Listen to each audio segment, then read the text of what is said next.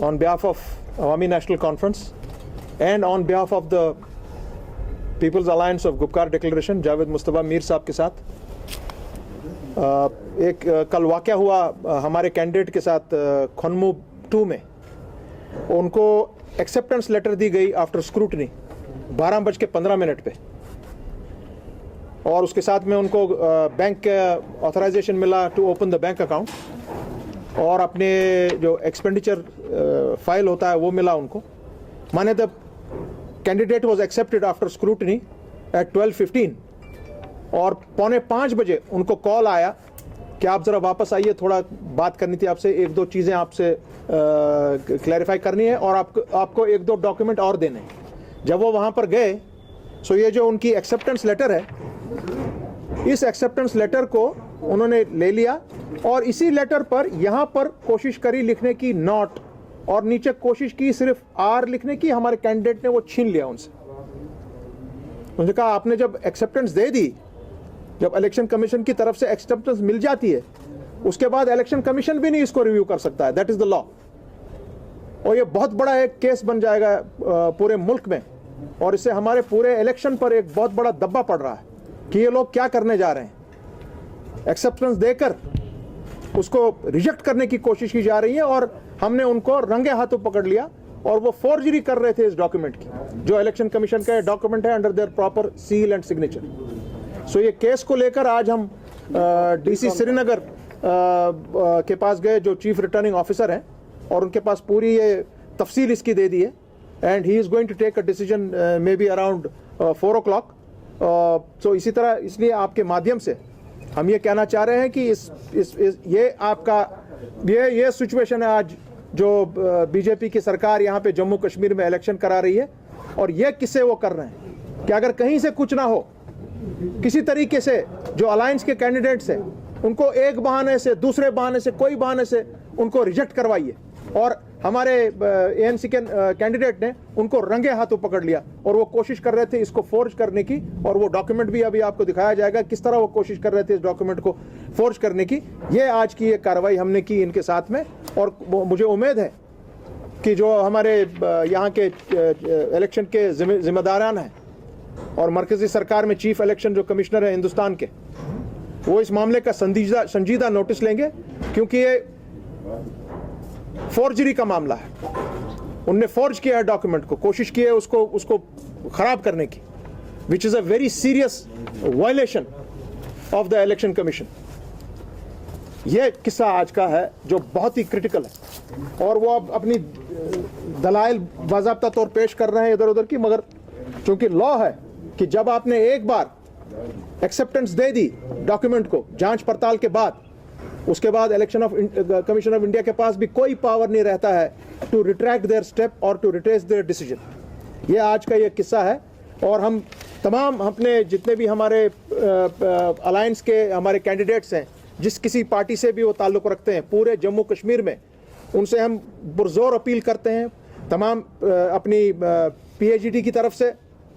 कि every candidate has to be very careful. आपको बहला फुसला कर भी लिया जाएगा, जिस तरह इस कैंडिडेट को बहला फुसला कर लिया गया और कहा गया 2 मिनट आना है, जरा कागज़ को थोड़ा सा चेक करना था हमको, और अगर वो नज़र नहीं रखता कि वो क्या लिख रहा है अपने ही कागज़ पर जिस पर उन्होंने एक्सेप्टेंस दी थी, तो उसका कागज़ रद्द हो गया होता। ये तमाम कैंडिडेट्स को मैं आपकी चैनल्स की वसादत से उनको ये बता रहा हूँ कि भैया इस चीज़ से रुकना, होश करना, कहीं आपका ये कोशिश ना करें इसको ये रद्द करने की कागज़ को। ये देखिए, ये एक्सपेंडिचर की सर्टिफिकेट दी गई,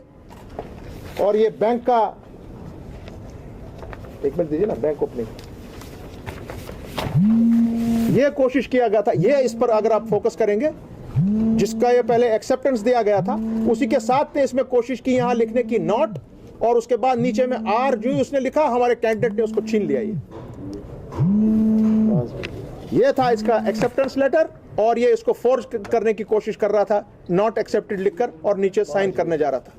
ये बहुत ही एक सीरियस मैटर है इलेक्शन कमीशन ऑफ इंडिया के लिए और पूरी बीजेपी की सरकार के लिए कि वो किस तरह यहाँ इलेक्शन को कंडक्ट कराने की कोशिश कर रहे हैं। सर, आपको क्या लगता है ये क्यों किया? इसके पीछे किनका हाथ होगा? देखिए, मैं तो इतना नहीं कह सकता हूँ, मगर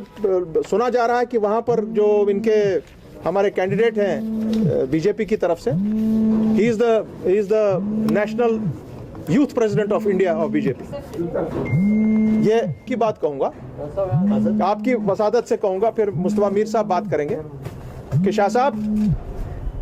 आपने इलेक्शन लड़ने से पहले ही हार कबूल कर ली है। जो आज आप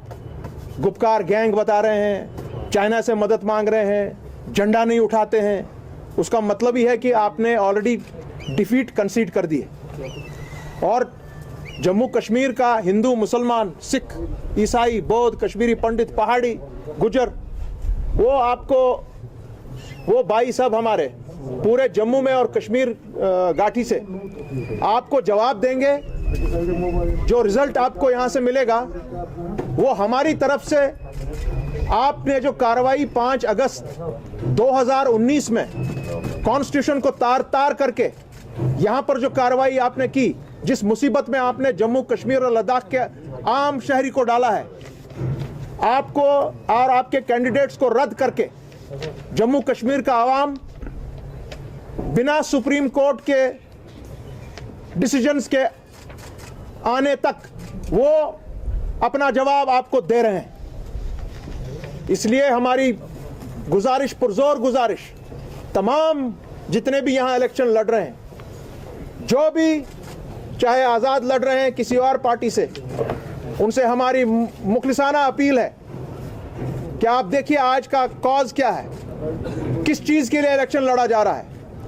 आपको आज बंदूक हाथ में नहीं उठानी है, आपको किसी के ऊपर पत्थर नहीं मारना है, आपको सिर्फ अपने फ्रेंचाइजी का इस्तेमाल करना है